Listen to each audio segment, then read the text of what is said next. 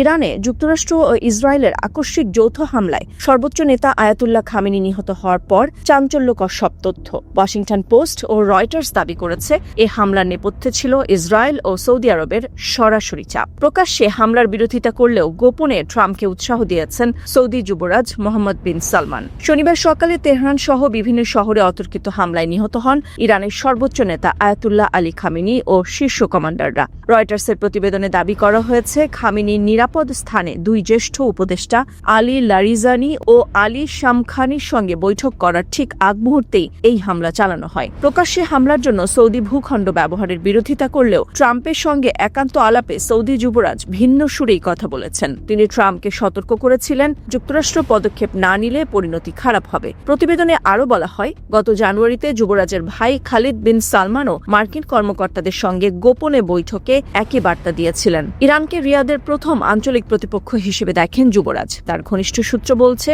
প্রকাশ্যে কূটনৈতিক সমর্থনের কথা বললেও ভেতরে ভেতরে হামলার জন্য চাপ সৃষ্টি করেছিলেন তিনি। ট্রাম্প সর্বশেষ ঘোষণা দিয়েছেন, ইরানে সরকার পরিবর্তন না হওয়া পর্যন্ত এই হামলা অব্যাহত থাকবে। প্রকাশ্যে এক নীতি আর আড়ালে অন্য কৌশল। সৌদি যুবরাজের এই ভূমিকা মধ্যপ্রাচ্যের রাজনীতিতে বড় ধরনের মেরুকরণ তৈরি করতে পারে।